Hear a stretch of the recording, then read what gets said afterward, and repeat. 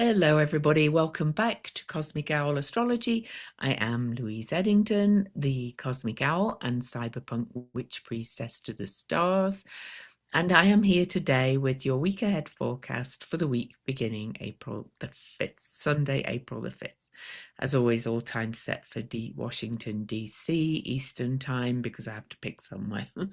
Anyway, before I dive in, please don't forget to subscribe and give me a thumbs up and leave me a comment. I'm so close to the next step in my YouTube followers kind of thing. Where am I at right now? 14,498. Let's get us over 14,500 and on the way to 15,000. I'd really appreciate it. All comments and things get the videos more attention, and also, you know, if you check the little bell, if you really like the content, you get notified when it's uploaded. But if you don't, then you just come and find me when you are ready. So, and by notified, I mean just a little red dot and in your YouTube, unless you have emails turned on, which I never do. Anyway, so here we are, April already. We've had April the 1st. We've got Easter Sunday starting the week, which of course is based on a pagan holiday. I have finished my series workshop for now, though I'm still giving more things to them as they have access to the recordings. And I'm now moving on to plan my Venus retrograde class, which is coming up at the very end of September. The first class will be. So it's always 8 calls, 7 weeks, because that's how long the retrograde is. But I'm going to be integrating Ceres into this workshop this time because I've had lots of downloads, and that's very relevant for what's coming up this week. So, yeah, I think I'll mention the other things that I see coming as we move through the aspects. So, let's have a quick glance at the cards. And I bought a new deck, and I'll tell you about it in a minute, but I'll show you the cards, and then as usual we'll look at the cards in detail after I've gone through the astrology. So I pulled the King of Pentacles. Look at this deck. Of course, the pentacle is the Venus symbol. These are earth cards. This deck's so diverse.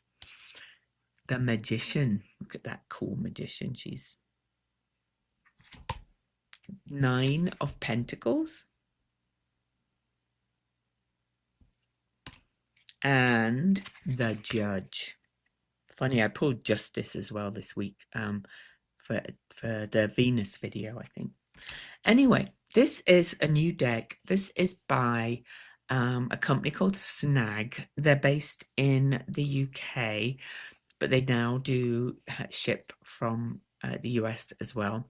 I've been buying from Snag forever because I found them when I was rather a lot heavier than I am now, and I could never find pantyhose, hate that word, tights, we call them in UK, to fit me because my legs were rather chunky, and they're not anymore. But I still love them because the quality of their tights last, but they also had sparkly zodiac symbols on, and they also do all different styles of tights and limited editions and things. Then I went on to buy their underwear, which is wonderful. And then I also went to they've started doing clothes, and I've got some new clothes. If you watch my interview with Dabney Lawless on Lawless Astrology, which should be coming out today, I think, I'm wearing a dress I bought from it. It's purple with gold bits on. But also, I do want to say that this company is founded by a woman called Brie, who describes herself as a witch, and she is quite large, and so she wanted to make fabulous clothing and underwear for diverse people. And this deck is so diverse, and so the deck reflects it as well.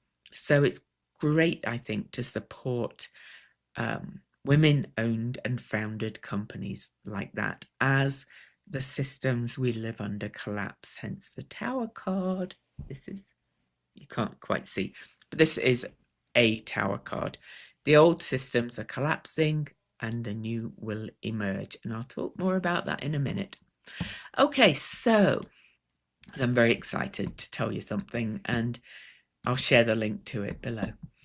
Anyway, we start the week on Sunday, April the 5th. The moon is in Scorpio all weekend, which is always kind of deeply emotional and deep thinking. I always find deep feeling rather than thinking, because it's a water sign. We also start the week, we have the nodes still at 8 degrees, as they have been for flipping weeks, but they're about to start moving on. Jupiter has just moved off the degree that it's stationed direct at. It's still moving slow, I think. Yep, still moving slow, but things are moving. This is Ceres, in case you wonder. I just added her back in because I'm doing my Venus research. And Venus is now in Taurus. I did a whole video on that. We'll talk more about that. The Aries energy is huge. Mars is heading towards the end of Pisces. Mercury is retracing the retrograde steps. And I don't really believe in the whole shadow period, except things are still wonky and weird for me. Hecate is at the lovely 13 degrees, the number of the witch, and so is Pholus. Now, Pholus, Hecate, is the goddess of the crossroads, shows you the way forward, which path or paths to take. There can be more than one sometimes. And Pholus is kind of the Pandora's box, takes the lid off it, releases all these things so that we see them, where we've been out of integrity, where others are out of integrity.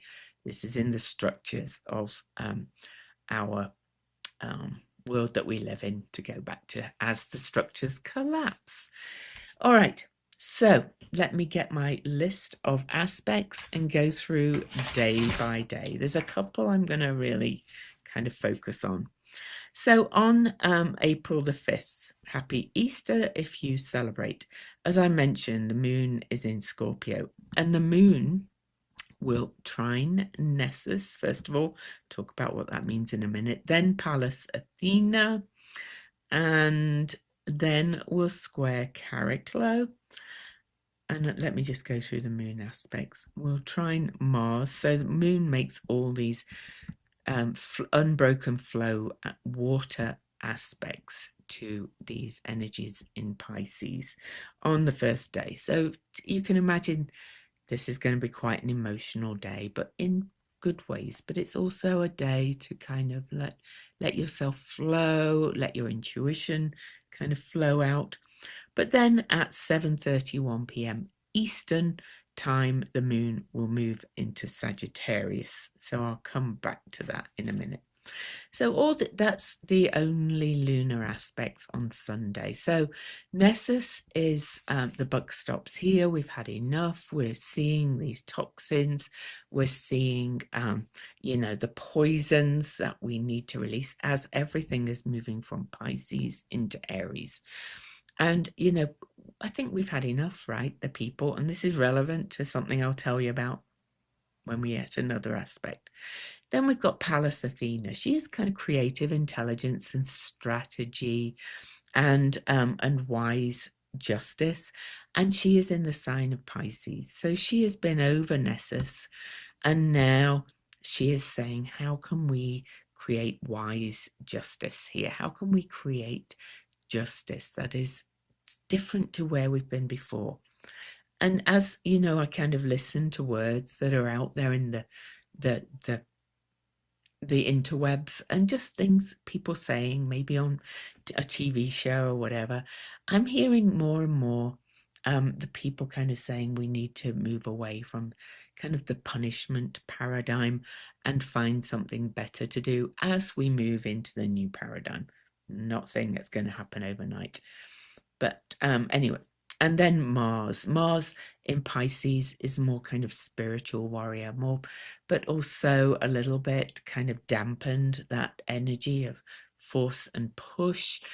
And Mars is moving to the end of zodiac. So this is kind of saying what action can we take about around us discovering that, or remembering, I prefer, that we are really birthing something new. We are at the end of an age. I talk about this on Dabney's video, and I've talked about it many places.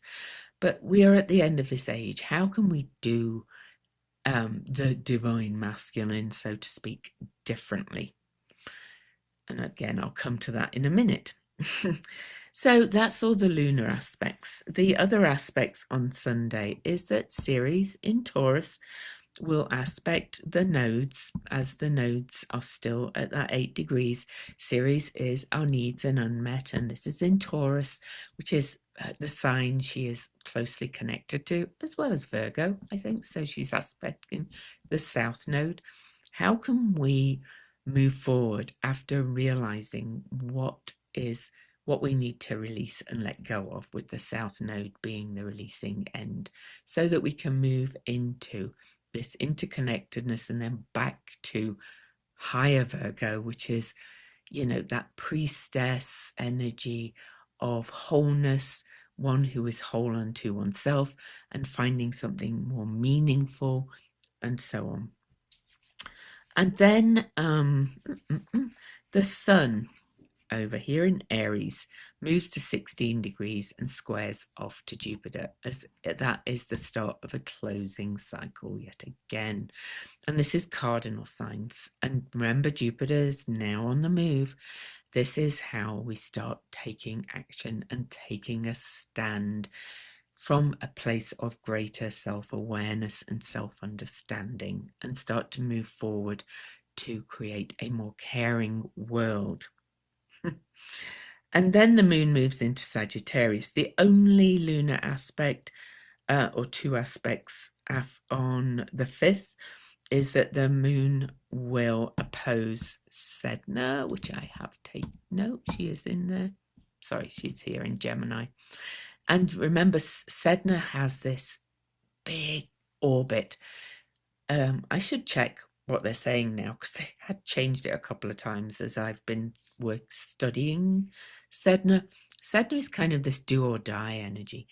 She's in the sign of adaptability, which is Gemini, and she is in the sign of community. And she was last here when humans started to create the patriarchy, really, 11,000-ish years ago, 10,000 according to some.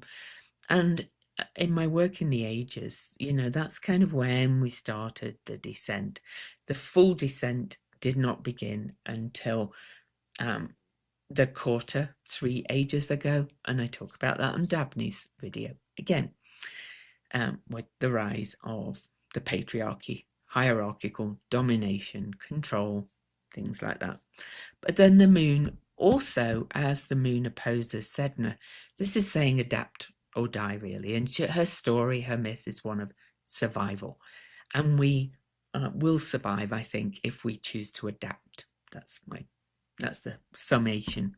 But at the same time, the moon makes a supportive sextile 60-degree fire and air aspect to Juno, which is contracts. All our contracts with each other. That's yin-yang kind of energy coming together. The sacred marriage, the hieros gamos of the divine masculine and feminine within each of us. Okay, so on to April the 6th. Oh, no, one more thing before we move on. Hygeia over here, which is preventative health and holistic health. And she moves back into the sign of Cancer, the sign of the mother, the sign of the home, the sign of nurturing, the sign of the family, the sign of the matriarchy in many ways. Again, I'll talk more about that in a minute. Okay, on to April the 6th. April the 6th, the moon is in Sagittarius now. We'll spend a good couple of days in Sagittarius. And now the moon starts making that unbroken flow trine aspect to first Neptune. Then we'll also sextile Pluto. And then we'll trine Saturn. Then we'll square the lunar node, still at 8 degrees. And finally, we'll square off with Vesta as well. So the trines to Neptune and Saturn is activating that Saturn-Neptune conjunction, which I think is really pivotal to the turning of the ages that we're in. Again, if you want full details on that, go and watch Dabney's video. The Saturn-Neptune conjunction, of course, was at 0 Aries, and now the moon in Sagittarius, this fiery energy is like we're starting to see the vision forward, starting to see what we can co-create if we choose to, as the other, because the old is collapsing no matter what it seems like sometimes. Then the other aspect is that the moon will sextile Pluto. So Pluto tends to dig up and the shadow and toss it out the window so that we can find the inner gold in that energy. And this is really in the sign of the people, the humanitarian, all coming together, the sign of egalitarianism, equality in many ways. And I don't mean in the old gender equality, the way we've lived before. And this is kind of saying that Pluto's digging up what's no longer working so that we can find the inner gold in how to create a more egalitarian and balanced society moving forward, because Aquarius is also associated with innovation and the future. Okay, so I think lastly the moon will square Vesta, which is our inner flame, and so that's in the sign of faith and trust and interconnectedness, intuition, but also kind of just that I've got faith in something bigger. I also kind of see it now as I've grown and developed as faith in the fact that we can work with the wave energy of the cosmos, if you like, as we realize that everything is connected and that we are mere molecules within it. Not that how we work within that doesn't matter at all. You know, there is an element of, are we even real? But we are to us, so we work with that. And then the moon is in the sign of vision, belief, exploration, wandering with an A and an O. And so this aspect is really asking us to dream about the future from the inside out. Okay. Right, on to other aspects. Now we've covered the lunar ones. Venus over here, she follows Ceres and sextiles those nodes, still at 8 degrees. So Venus is also the guide for Taurus. So Venus and Ceres are both very Taurian in nature. Core values, rootedness, the senses, the earth. No wonder I picked pentacles, right? So we'll come back to that when we do the cards. This is very much about coming down to earth in a very big way, if you like, and getting very rooted and inviting us to get rooted in our core values, what really matters in the material world, all those kind of symbols.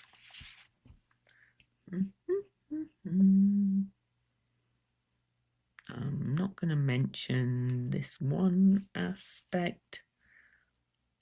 Then the Aries sun will also make a sextile to Black Moon Lilith. Black Moon Lilith in Sagittarius.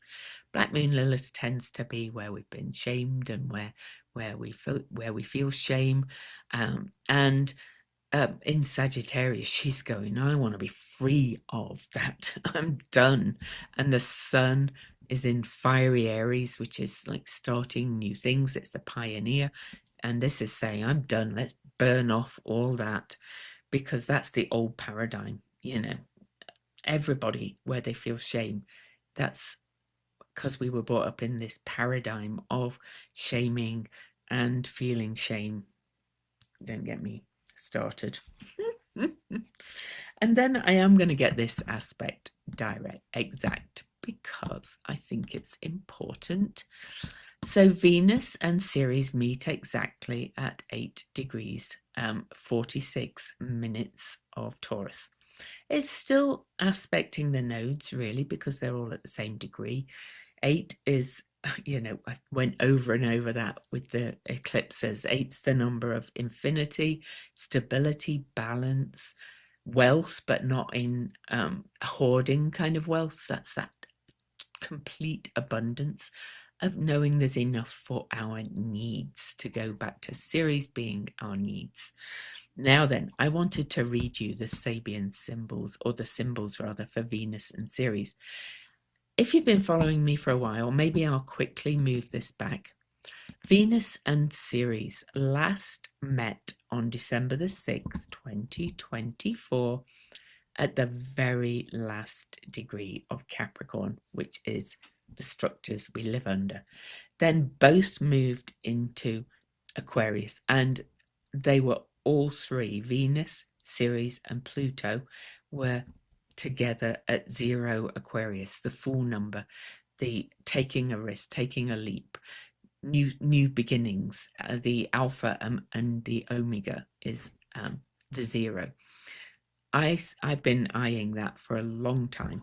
So that's since December the 6th and 7th, 2024. So now, a year and what's the 6th? 4 months later? A year and 4 months later, so 12, 16 months later, Venus and Ceres meet again. And again, it's at 8 degrees of Taurus. I'm going to say they're widely square Pluto, so they're still talking to Pluto. These three, to my mind, are Maiden, Mother, Crone. Pluto is very much got that grandmotherly energy, by the way. I didn't realise that a lot of people didn't realise that Pluto is the grandmother for many astrologers. I do not see Pluto as Hades. I do not see Pluto as the destroyer in that way. It's just that depth of going in deep to the root chakra or the underworld and digging up the shadow and releasing it to find that inner gold within. Okay, and Pluto literally has a heart in the renditions. I think we've got to reclaim astrology from these patriarchal myths, quite honestly. So anyway, Venus and Ceres meet at 8 Taurus, that lovely stable number. Let me read you the symbols. I'm actually this time going to read John Sandbacher's symbols first. His Taurus 9, we always go up. Bats streaming out of a cave at dusk is the Omega symbol, which he said is interacting, responsible. And by the way, Taurus is very much about resources as well, but it's kind of about responsibility for each other and all that is manifest from our perspective. Anyway, he also says the degree angel is Rehael, which is the diamond in the rough, or filial submission. I'll let you think about that. The Chandra symbol, I was a bit like, oof, at first, but when I read his interpretation, I'm okay with it. A talkative woman with tape over her mouth. Now, there's something very stoic about Taurus energy. I know, having a mother, that doesn't mean they don't talk, but they're not chatterbox. It's not chatterbox energy like Gemini. And the symbol is a talkative woman with tape over her mouth. Sometimes, and anyway, I'll read his interpretation. It makes sense then. So under the Omega symbol, he said, when the time is right, what is in you comes forth. And when this happens, you need to just let it happen. You have much to give, much to share, but if you worry about how to do it, or in what context to do it, or do anything to repress it, stress and frustration will be the result. Be spontaneous and work diligently to not judge your own actions.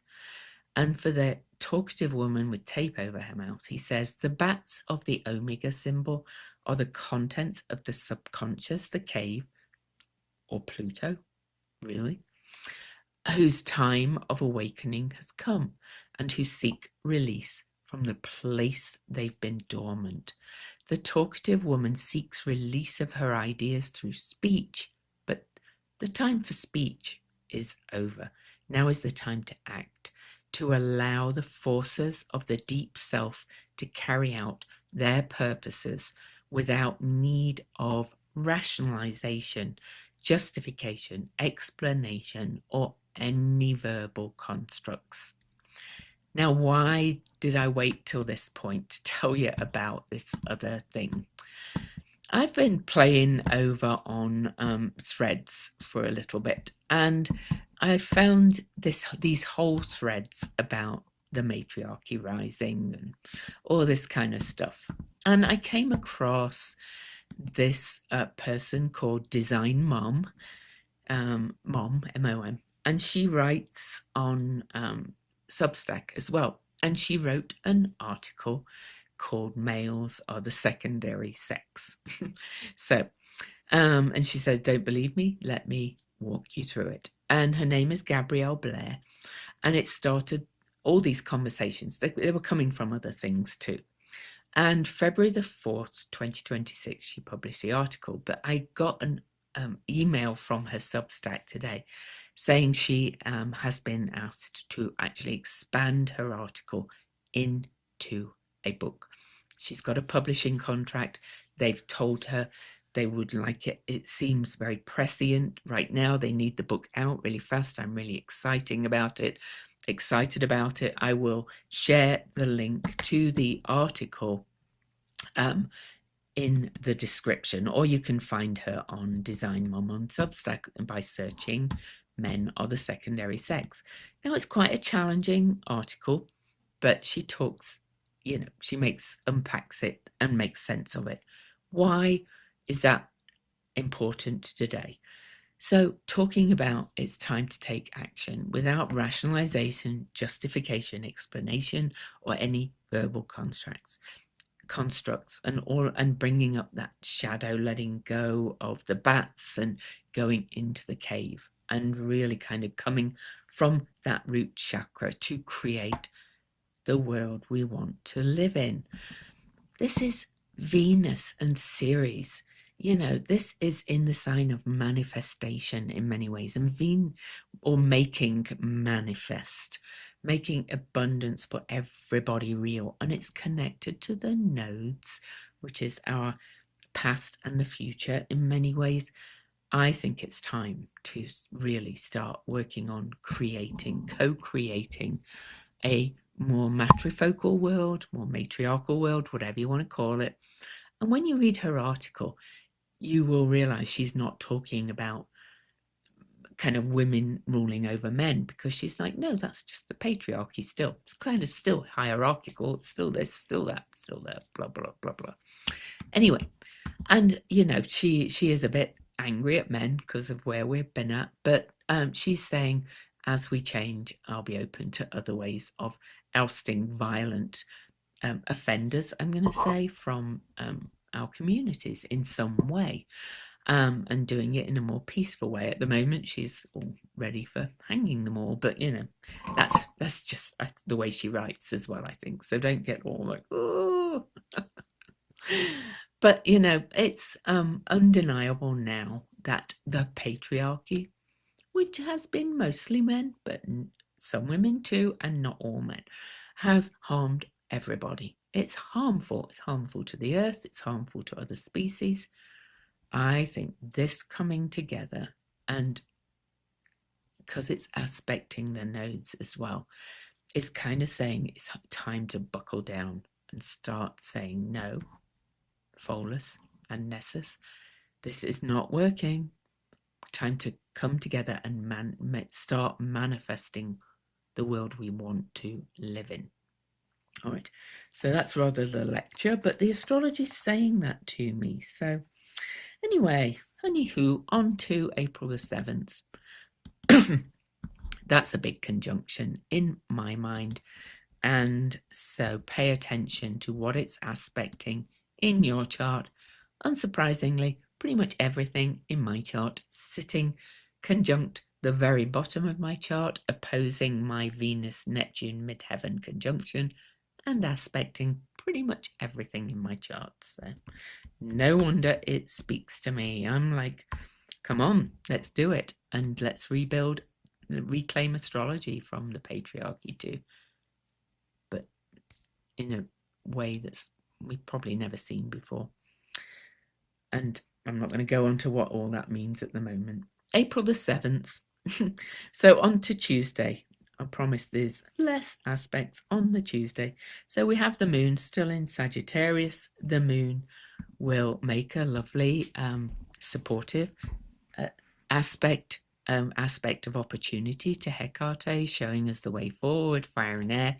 Time to start getting those creative visions and ideas going. And then she will conjunct Black Moon Lilith. Shame, let go of it. We're not doing this anymore. And then the moon will come up and will start squaring all this lot in the signs of faith, belief, trust, and vision. And, you know, we'll square Mercury, first of all, where Mercury's it's got 3 more degrees to go before it passes the degree it's turned retrograde at, but it's fast now. Mercury's moving fast. And so this is saying, okay, the ideas are coming fast, change is coming fast. Here's what we want to do. Here's what we're reclaiming. Writing that book, right? Even her publishers shelved another book that she's on the publishing timeline for to get this new book out first, right? And then the moon squares Nessus, so book stops here. We've had it. We've had enough. Is that it for... Oh, no. No, it's not. And then the moon squares Pallas Athena, wise justice, strategy as well, seeing a way forward, seeing the vision of the way forward. And then the moon will come up and trine Eris, trine Chiron, because they've just had their conjunction. Time to shake those tables, time to, turn the tables in the temple, so to speak, and be the healing that we want to see in the world. Okay, bring in the new.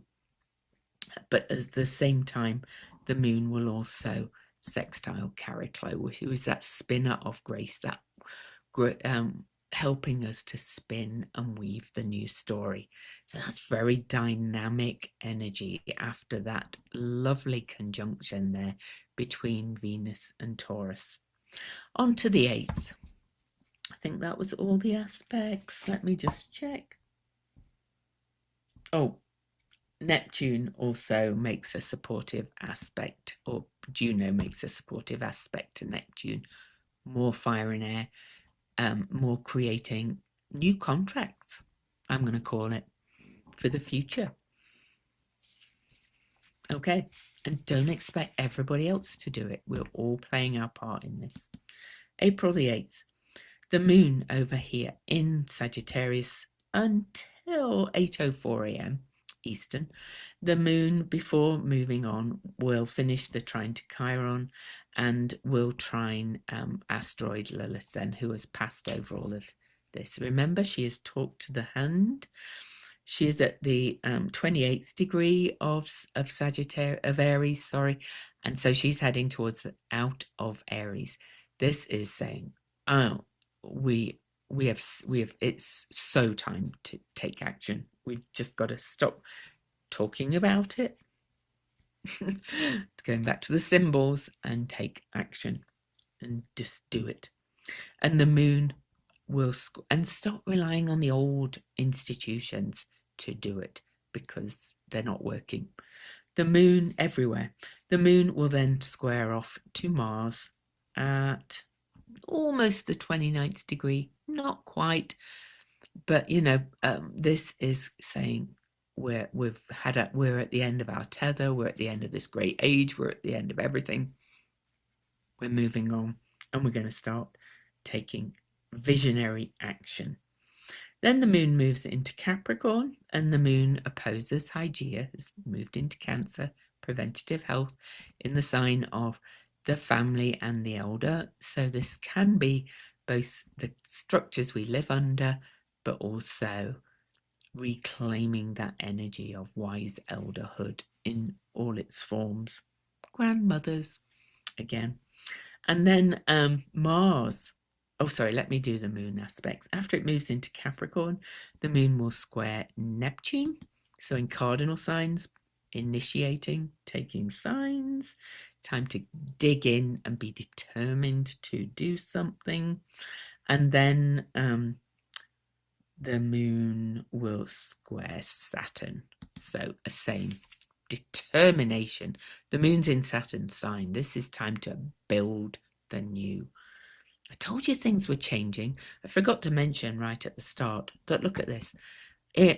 Apart from the nodes, I left fixed star Regulus in because Haumea retrograde, but very slow moving. Black moon Lilith bobs back and forth. We have all the major planets moving forward now, still all clumped together, but look at this, no retrogrades apart from the node, which bobs back and forth too. So, and its primary motion is retrograde, so things are moving forward. Okay. Where was I? So yeah, the square to Saturn. Okay, back. Mars over here. Mars gets to 29 degrees of Pisces, where Neptune sat for ages after it retrograded back into Pisces. And Mars will sextile Uranus at the anaretic degree of Taurus as well. Those anaretic 29 degrees are changes coming. We're on the threshold of change. And this is the threshold of big change coming, right? So, and Mars is action, right? Then Mercury conjuncts Nessus for the third time because of the retrograde. We've had enough. Buck stops here. Right after the Mercury conjuncts Nessus, it's saying it's time to communicate, but not just talk about it. It's time to take action on all the things we've been reflecting and reviewing about. And that might mean something like speaking from rather a different way, but from speaking about what we're going to do. Does that make sense? Rather than just talking the talk and not walking the walk. Okay, on to Thursday. The moon still in Capricorn. The moon aspects the nodes at 8 degrees 04. So the nodes are almost moving off their degree.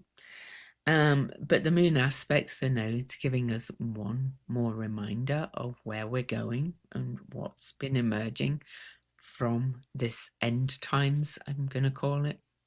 Again, if that term scares you, go and watch the video with Dabney and Lawless Astrology.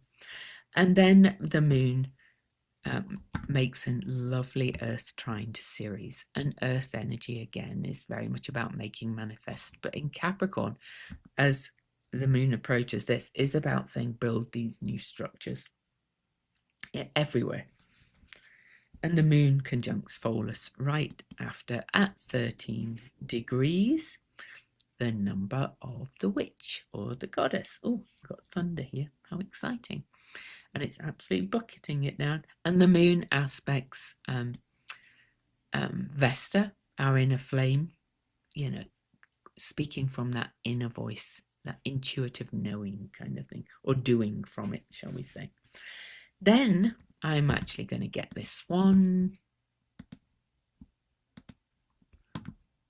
Mars moves into its own sign of Aries.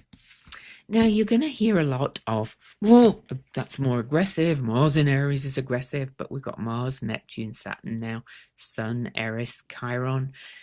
Asteroid Lilith is about to leave Aries, but it's its own sign. But remember, we're being reborn. So there may be the shadow of the aggressive side of Mars, but we're also rediscovering what that kind of healed masculine energy might look like within us all. And, you know, Mars last journey, right, about it's about 26 months ish around the zodiac, has been a bit humbled because of the path it's in, and a bit saying, hold your horses, kind of like we don't just kind of go like a bull at a gate over things. We're at these end times. We have to kind of come at things differently and do things differently and be more self-aware of how we do things. I think there's going to be the yin and the yang of that as we're at these end times. Mars will be in, so April the 9th, Mars will be in Taurus until May the 18th. It's quite a fast journey for Mars because Mars is moving fast. And we'll cross all these other planets. So let me get back. So on April the 9th, but as soon as Mars gets into Aries, Mars feels Neptune already, right? And he's just come out of Neptune's sign. This is like, you know, moving into that right brain, left brain energy, that yin yang, that rational and irrational, intuitive side, and blending them both. And in the you cannot make this stuff up energy, Neptune is at almost to the minute the degree of the last retrograde Venus star point back in March of 2025. And so something's harking back from what's been dying since then as we start to move towards the next Venus star point in Scorpio. And, you know, and Scorpio traditionally was also Mars sign. So we've really been softened or tuned into that other wave energy, if you like. Some people are clinging on to that status, that power over kind of paradigm, which Mars in Aries can represent, but it's changing. We are realizing that this is not working, okay? And we have a choice as to whether we change and adapt or die, to go back to all the other things. Anyway, it's a big deal, Mars. You'll feel that energy shift as well. So that's another big shift. Oh, okay, so we're on the 9th. Mars moves into Aries. And then the Capricorn moon, lastly, opposes Jupiter. And you know, big again. Jupiter's in the moon sign. Yeah, Cancer Capricorn is in many ways the axis of birth to death. It's the sense of security. It's the sense of wise elderhood as well, the wisdom gained with age. So Jupiter being in its own sign, and Jupiter kind of being like, it's the natural law, as its natural laws, kind of being the judge as well. And I pulled the judge card, is saying, you know, we're going to build new structures. I just think we are, and I think it's going to happen fast. All right, so on April the 10th, I'm actually going to get this aspect exact. So on to Friday, Venus Day. Happy Venus Day. Oh, square. Sun. So April the 10th, Venus Day, that we have the last quarter moon, and we head towards the next new moon. And this is at 20 degrees Capricorn, 20 degrees Aries. But look, it's at 20. 2 is kind of the number of the divine feminine. And 0 is alpha and omega, endings and beginnings. The matriarchy is going to be born. I tell you, I've never heard before so many people talking about that. And if you're worried about what that looks like, go and read her article and then maybe buy her book later. There's other people talking about it as well, but she is kind of the primary one. Okay. Then right after the last quarter moon, which is a crisis in consciousness, which is, you know, the releasing end of the lunar cycle, saying, let that patriarchal system collapse. Let it die. Anyway, yeah. So right after that, though, Venus. Venus gets to 13 degrees of Taurus, number of the goddess, number of the witch, number of the divine feminine, one of her numbers, and makes that lovely supportive flow to Pholus, with all these planets now still in this side, roughly, Pholus and Jupiter, kind of holding this kind of energy, and says, we've seen enough. We can't live like this anymore. So, you know, you still get to choose your part in it, and some people will still resist. But this is especially potent because Pholus, just so 2:35 a.m. Venus aspects Pholus, 5:45 a.m. Pholus stations retrograde. So Pholus is at a standstill in this, and at the same time, pretty much, the moon sextiles Nessus. And you know, Pholus and Nessus are centaurs that have walked in to help us to see how poisonous our world and our society that we've built has become as we near the end of this great age. Okay. Saying, but Venus is there in her own sign, saying, I'm ready to build something new. Incidentally, Mars and Venus are both in their own signs now, so they're both really powerful. So, but Venus is leading the way. And remember I said Mars is coming up against Neptune, so is softened again. So that masculine domination paradigm of Aries is being softened as the feminine yin energy strengthens. And it's in all of us. And my goddamn cat wants to go out again. So give me a moment. Sorry, I should not call her a goddamn cat. She's lovely. She's my Luna, but she seems to like to do this every time, right? Anyway, it's all good. I do love her. She was cuddling on my lap for most of the morning. Anyway, after Pholus stations retrograde officially, but is at a standstill for about 5 days either side, really. So that Pandora's box energy is really showing us what the patriarchy has done over centuries now, and it's being talked about more and more. The Capricorn moon then makes supportive sextiles to Mercury, now out of its shadow degree and moving into new ground after the retrograde, saying we have to bring in that kind of intuitive knowing kind of energy into everything that we do.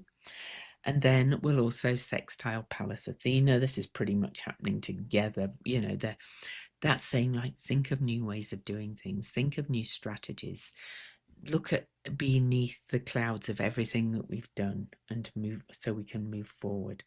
Then the moon will also square Eris, saying, we do need to tip some tables here as well, though. You know, this is not just passive, peaceful action. Like the divine feminine has always been portrayed as so passive, so meek, so mild. Well, no, it's not. It's an actual force. The divine feminine is the force of nature. Quite, you know, I don't need to say any more. You know, Venus itself as well is the hot, fiery beast. Whereas Mars is further out and colder and has water on it. You know. Anyway, why is the patriarchy said Venus is all soft? And anyway, whatever. We're leaving it behind. So then, the Capricorn moon squares Chiron as well, and then Then we'll trine Uranus. So the moon then gets to the 29th degree, trines Uranus and squares off to talk to the hand asteroid Lilith, the original divine feminine, who's now saying nobody puts baby in a corner, and we're on that threshold of radical change yet again. You know, it's coming. Whether you feel, if you read the news, you wouldn't always know, but it is. And then the moon moves into Aquarius at 7:55 p.m. and immediately aspects Saturn and trines Sedna,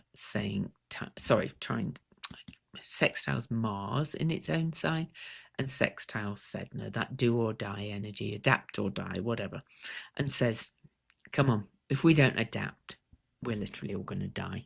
Okay. So kind of ignore what is happening out there and saying we can change this. Okay.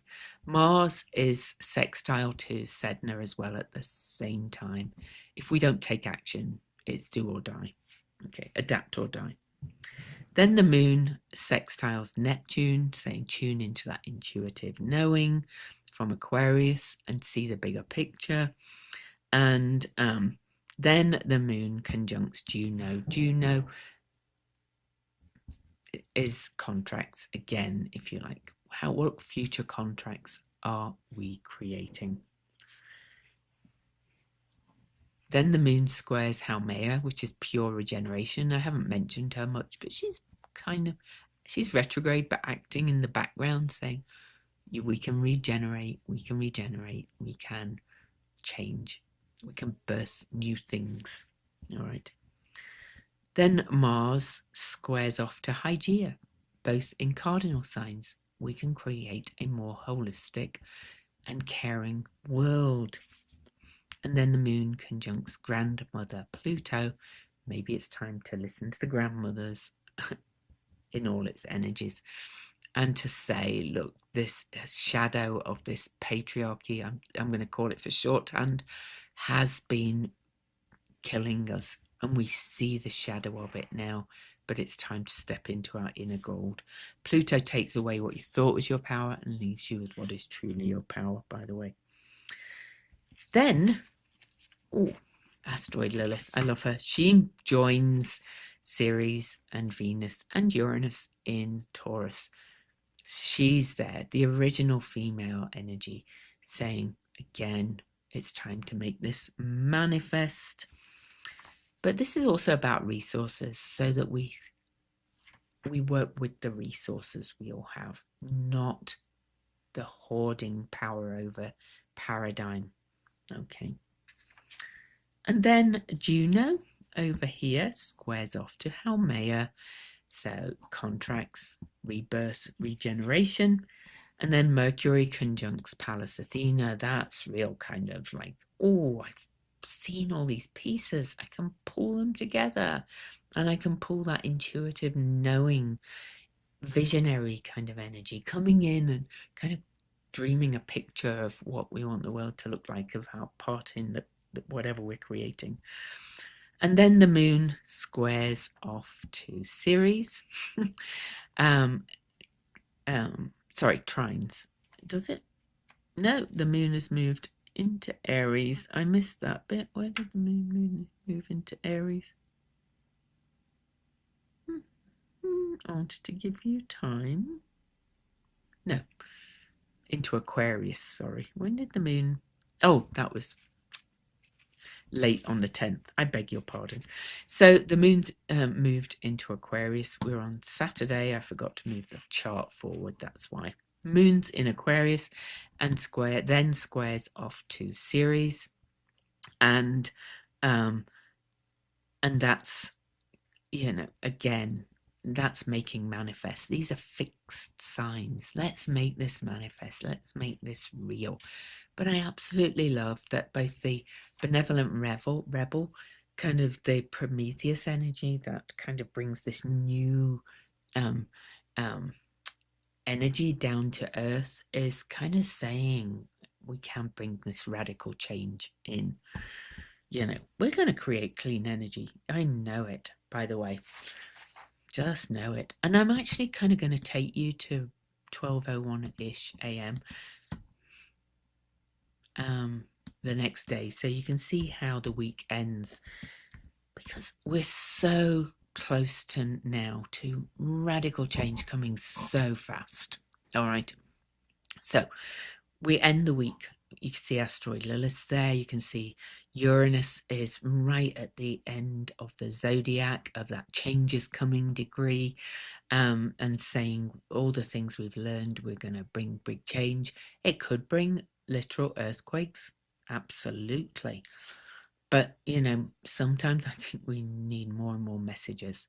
We've still got the nodes at 8 degrees at the end of April the 12th, or at the start of April the 12th, but they're going to start moving on next week.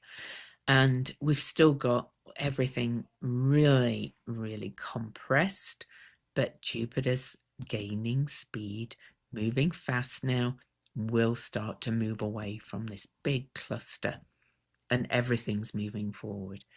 That's really all I kind of wanted to show you. Things are changing. Keep listening. Now then, let me stop the share. Oh, snowing. Well, sleet. Which is probably good because we haven't had any winter. So from this deck, I didn't get a book, so I actually have a PDF. So I've taken screenshots of the ones, so I'm not scrolling through a PDF. The first card was the King of Pentacles. Now then, I want you to look at this card. It's got the bull at the top, which is Taurus. I think it's a sacred cow, really, because, look at the flowers.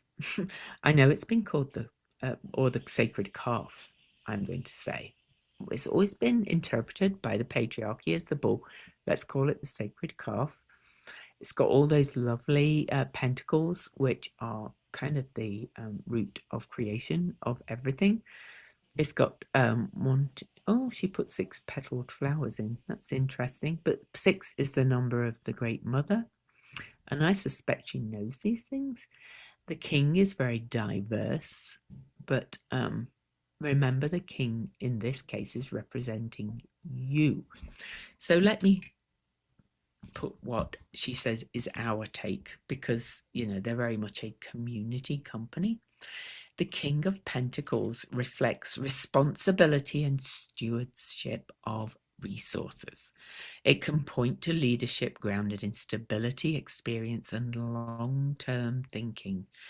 This card asks how you are using what you have, money, influence, knowledge, and whether it contributes to something sustainable and fair. And take that from personal and us as a collective. True success is not just accumulation, but how it's shared and maintained. And by the way, she does all ethical fabrics, or that company does ethical fabrics and all this community work as well. That's why I love them. Who knows, maybe this deck will speak for the Venus retrograde class. I will know closer to the time. I'm already kind of planning it. And then we get the Magician. The Magician reminds you that you already have what you need to create change. It points to a moment of agency where your voice, skills, and choices have real impact. This card can signal the beginning of action, especially when you've been waiting for external validation. No such thing. So this is your validation. It's nice to get validation, but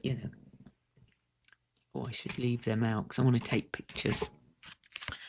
And then we got the 9 of Pentacles. And that is our take. Their take is the 9 of Pentacles reflects independence and self-defined success. It can point to a sense of stability that you have built for yourself. The card invites you to enjoy what you've created without minimizing it. It also challenges narrow ideas of success, encouraging you to define abundance in a way that feels meaningful for you. These cards so reflect this week, By the way, I got a new tattoo. Can you see it? I can't. Let me get rid of that. Oh, there it is. It's an autograph. You don't know what it is, but only I know really who it is. No, it's Johnny Marr. He was guitarist with the Smiths. He's a lovely guy. He's a very kind of matriarchal kind of guy, if you like. He is very community oriented, and he's just a lovely person. He's also the most Scorpio person I've ever met, one of them. And that's reflected in his determined use of his own personal resources.